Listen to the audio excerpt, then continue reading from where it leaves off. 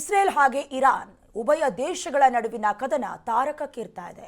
Israel ಸೇನೆ Iran ಮೇಲೆರಗಿ 40 ವಿಮಾನ ಹಾಗೆ 100 ಬಾಂಬ್ಗಳನ್ನು ಸ್ಫೋಟಿಸಿದೆ. ತಾರಕಕ್ಕೇರಿದ ಇಸ್ರೇಲ್ ಹಾಗೆ ಇರಾನ್ ನಡುವಿನ ಕದನ. ಇರಾನ್ ಮೇಲೆ ಇಸ್ರೇಲ್ ಸೇನೆ ಮುಗಿಬಿದ್ದಿದೆ.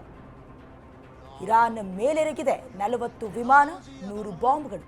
ಇರಾನ್ ಅಣ್ವಸ್ತ್ರ ಸ್ಥಾವರಗಳನ್ನು ಗುರಿಯಾಗಿಸಿ ದಾಳಿಯನ್ನ ಮಾಡಿದ್ದಾರೆ. ಇಸ್ರೇಲ್ ರಣಾರ್ಭಟಕ್ಕೆ ಇರಾನ್ ಪತರುಗುಟ್ಟಿದೆ. ವಾರಾಂತ್ಯದಲ್ಲಿ ಯುದ್ಧ ಭೂಮಿ ಪ್ರವೇಶ ಮಾಡುತ್ತೆ ಅಮೆರಿಕ.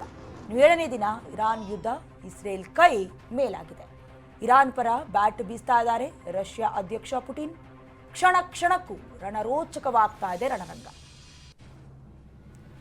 ಇಸ್ರೇಲ್ ಹಾಗೆ ಇರಾನ್ ಈ ಉಭಯ ದೇಶಗಳ ನಡುವಿನ ಕದನ ದಿನ ದಿನಕ್ಕೂ ತಾರಕಕ್ಕೇರ್ತಾ ಇದೆ. ನೆನೆಗೆ 7 ದಿನ ರಣಭೀಕರವಾದಂಥ ಯುದ್ಧ ಕೆಲವೊಂದಷ್ಟು ಉದ್ವಿಗ್ನತೆಗೆ ಕಾರಣವಾಗ್ತಾ ಇದೆ. ಅನೇಕ ಜನರ ಸಾವು ನೋವಿಗೆ ಕಾರಣವಾಗ್ತಾ ಇದೆ.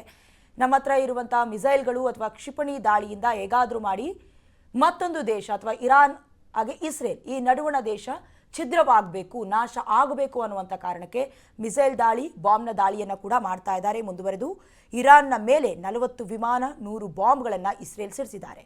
ಅಂದರೆ ಟೆಲ್ ಅವೀವ್ ಮೇಲೆ ಇರಾನ್ ದಾಳಿ ಮಾಡ್ತಾ ಇದ್ರೆ, ಇರಾನ್ನ ರಾಜಧಾನಿ ಟೆಹರಾನ್ನ ಮೇಲೆ ಇಸ್ರೇಲ್ ಕೂಡ ಸತತವಾದಂತಹ ನಿರಂತರವಾದಂಥ ದಾಳಿಯನ್ನು ಮಾಡ್ತಾ ಇದೆ. ಒಂದು ಕಡೆ ಇಸ್ರೇಲ್ನಲ್ಲಿ 12 ದಿನಕ್ಕಾಗುವಷ್ಟು ಶಸ್ತ್ರಾಸ್ತ್ರಗಳು ಮಾತ್ರ ಬಾಕಿ ಇರೋದು ಅನ್ನುವಂಥ ಅಂದಾಜು ಕೂಡ ಇದೆ.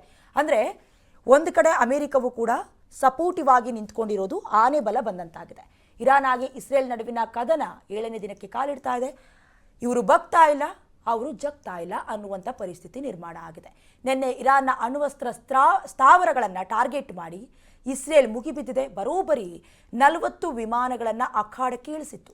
100ಕ್ಕೂ ಹೆಚ್ಚು ಬಾಂಬ್ಗಳನ್ನು ಟೆಹರಾನ್ ಸೇರಿದಂತೆ ಪ್ರಮುಖ ರಾಜ್ಯದಲ್ಲಿ ಅಥವಾ ಪ್ರಮುಖ ನಗರಗಳಲ್ಲೂ ಕೂಡ ಹಾರಿಸಿದ್ರು.